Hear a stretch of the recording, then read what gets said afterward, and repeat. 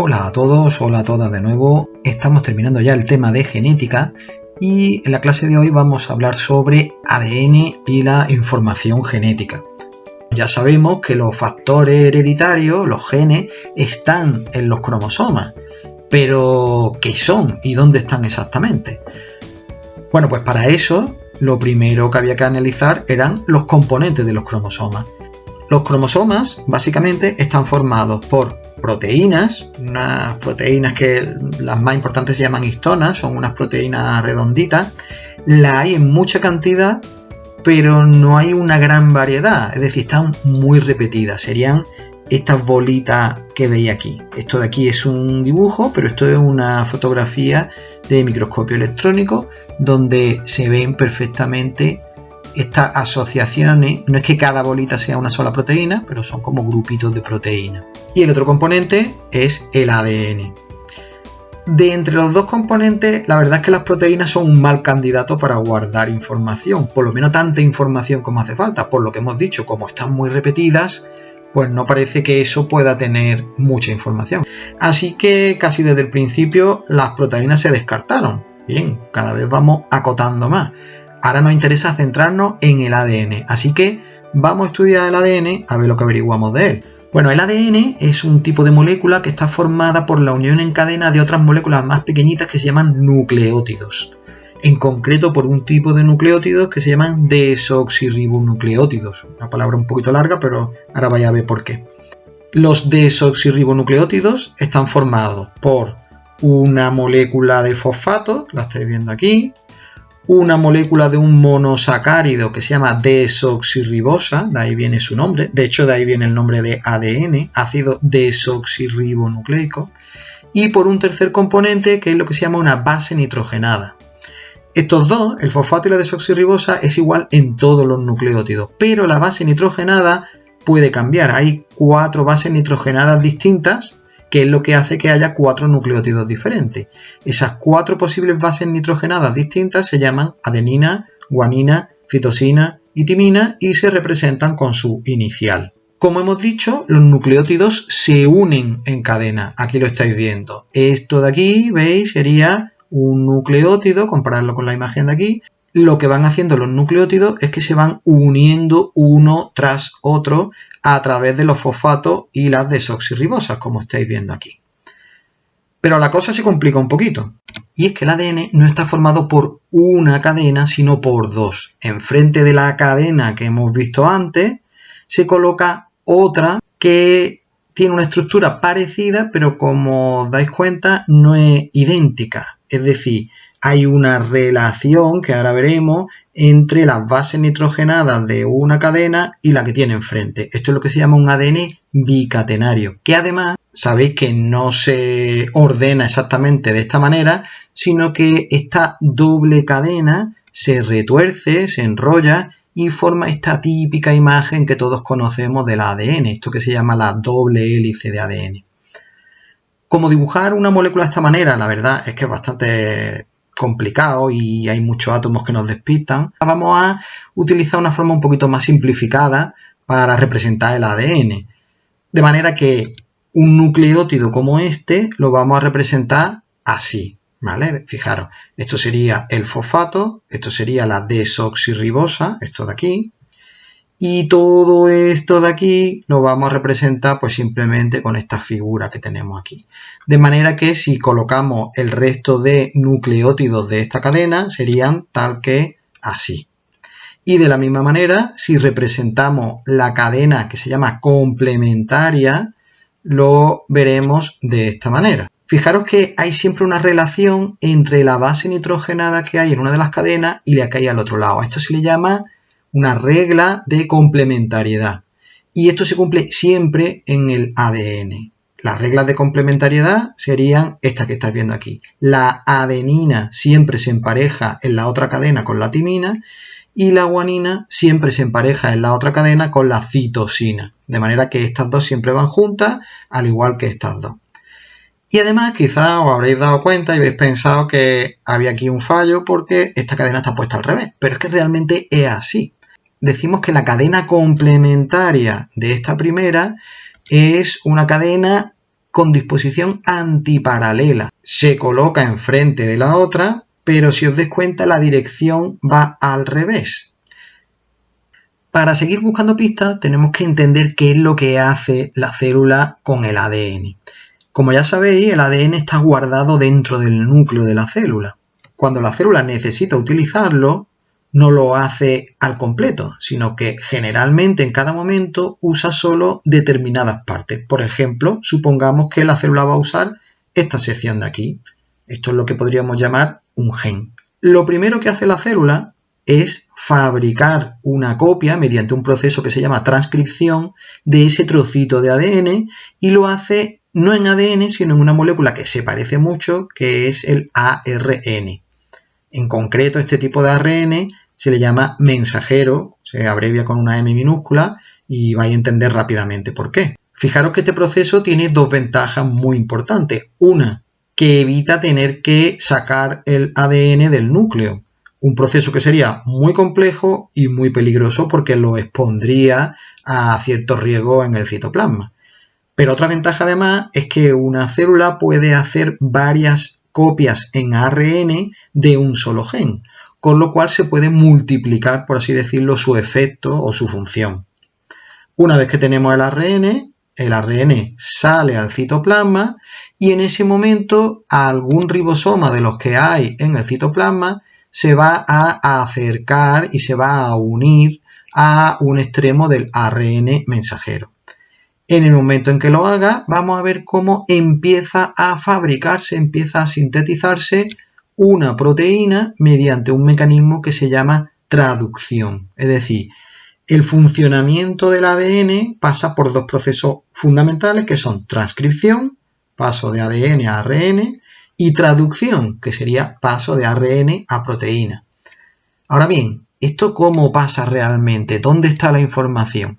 O dicho de otra manera, ¿cómo sabe la célula lo que tiene que hacer? Pues vamos a analizar el proceso con un poquito más de detalle. Fijaros, volvemos a la forma de representar el ADN que teníamos antes. Aquí tenemos un ADN bicatenario similar al que hemos visto antes y lo primero que tiene que ocurrir para que se pueda hacer una copia del ARN es que nos estorba una de las cadenas. Así que el ADN se abre, se separan las dos cadenas, nosotros lo que vamos a hacer es quitarlas, pero no es que desaparezca, sino realmente lo que hace es simplemente hace hueco, por así decirlo, y una enzima se va a encargar de ir colocando componentes del ARN. Lo que pasa es que los componentes del ARN no son exactamente iguales que los del ADN, así que lo vamos a ver en un momento para que lo entendáis. Fijaros, el ADN, recordad, es una molécula bicatenaria, tiene dos cadenas, aunque aquí acabamos de quitar una. Tiene unos nucleótidos que tienen desoxirribosa y una de sus bases nitrogenadas, aquí la estáis viendo aquí abajo, es la timina. Pues bien, el ARN tiene algunas diferencias muy importantes. Por ejemplo, en todas las células eucariotas, el ARN es una molécula monocatenaria, una sola cadena. Además, no tienen desoxirribosa en sus nucleótidos, sino ribosa. Y por último, en el ARN no hay timina, sino que esta está sustituida o tiene un equivalente que se llama uracilo. Pero entre el ADN y el ARN se sigue manteniendo una relación de complementariedad entre sus bases nitrogenadas, que es esta que estáis viendo aquí. Es decir, lo que en el ADN es adenina, el ARN se complementa con un uracilo. Debería ser timina, pero recordad que en el ARN no hay timina. La guanina se complementa con citosina, la citosina se complementa con guanina y la timina con adenina. Pues bien, si aplicamos estas reglas a la fabricación del ARN, el proceso de transcripción quedaría de la siguiente manera. Fijaros, aquí colocaríamos un ribonucleótido, que sería este, ¿veis? Tendríamos un ribonucleótido con uracilo. A continuación tendríamos uno con guanina, fijaros la diferencia, no tiene desoxirribosa sino ribosa. Seguimos con la cadena, aquí sería otra vez uracilo, aquí ¿qué sería? ¿Qué vendría? Exactamente, vendría una citosina. Aquí otra vez igual y aquí ¿qué vendría? Muy bien, adenina. Es decir, como veis, la secuencia de bases nitrogenadas del ADN sirve como patrón para fabricar el ARN correspondiente. Y una vez que lo tenemos fabricado, el siguiente paso es que tiene que separarse de él y trasladarse al citoplasma. Si os dais cuenta, En una cadena de ARN hay una parte que es muy repetida, muy redundante, que es esta zona de aquí. Fijaros, esto es una repetición una y otra vez de ribosa, fosfato, ribosa, fosfato, ribosa, fosfato.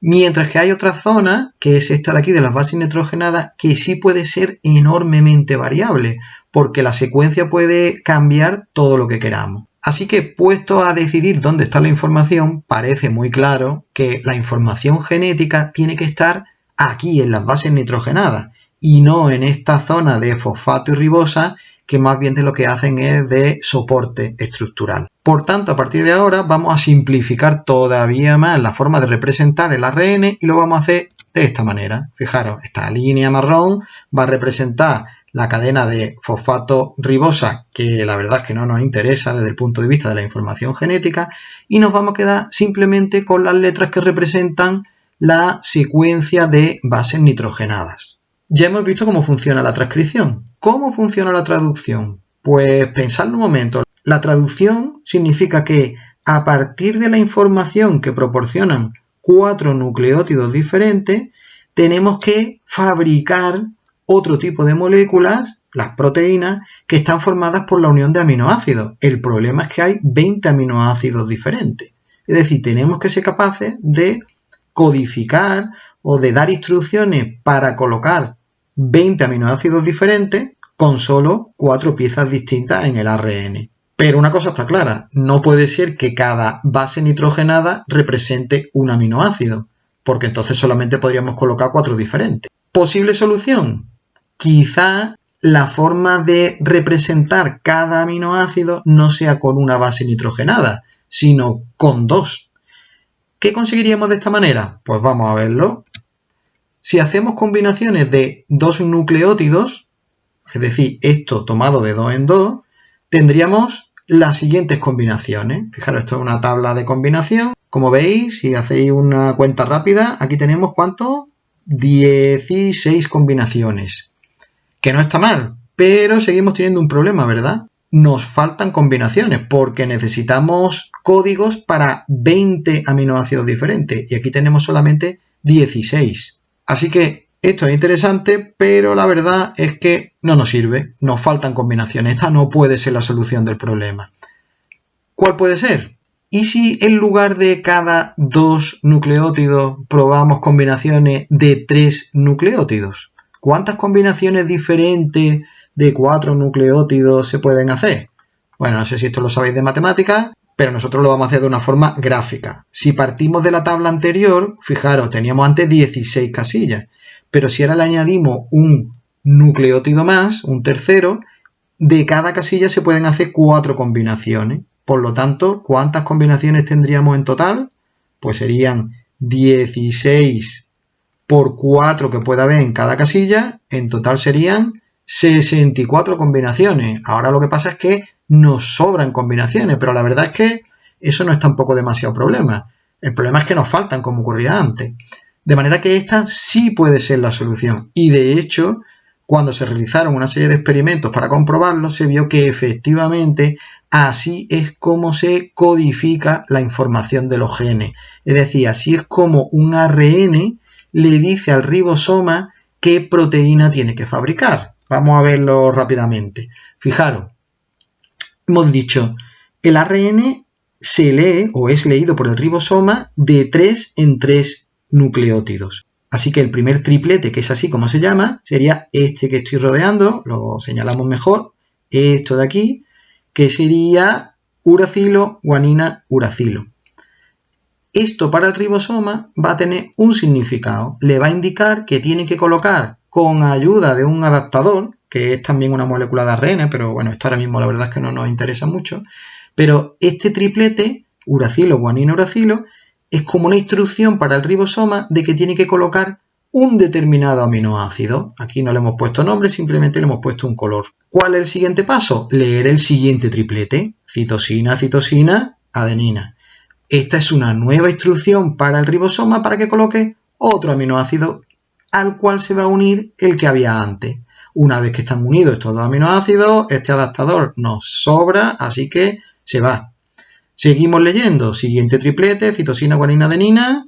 se coloca el siguiente aminoácido, se transfiere la cadena, se unen estos aminoácidos al siguiente, se quita el ARN de transferencia que nos sobra y así va a continuar leyendo el ribosoma triplete a triplete todas las instrucciones hasta que finalmente tenemos la proteína independiente. Aquí hemos representado solamente 4 aminoácidos, pero recordad que las proteínas pueden tener cientos de aminoácidos. Para terminar, esto que acabáis de ver es lo que se llama el código genético. Es decir, el código genético es la relación que hay entre los distintos tripletes del ARN o del ADN, porque recordad que uno viene del otro, y su significado en cuanto a los aminoácidos que forman las proteínas. Esta es una forma de representar el código genético que se leería del centro hacia afuera. Es decir, imaginaros un triplete como U, A, U, uracilo, adenina, uracilo, al ribosoma le está indicando que tiene que poner un aminoácido que se llama tirosina.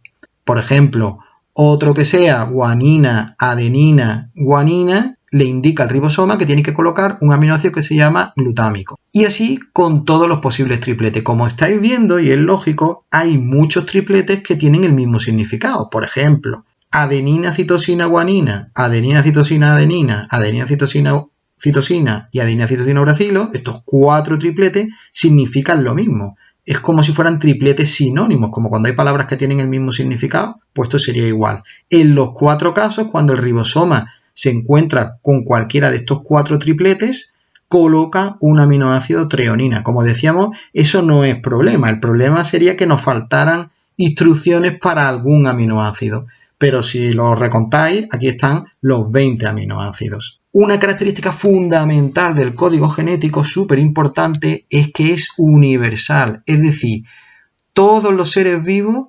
interpretan el ADN y el ARN de la misma manera. El mismo triplete significa lo mismo en todas las especies de seres vivos. Esto es súper importante porque es lo que permite hacer experimentos transgénicos. Puedes coger genes de una especie y colocarlos en células de otra especie.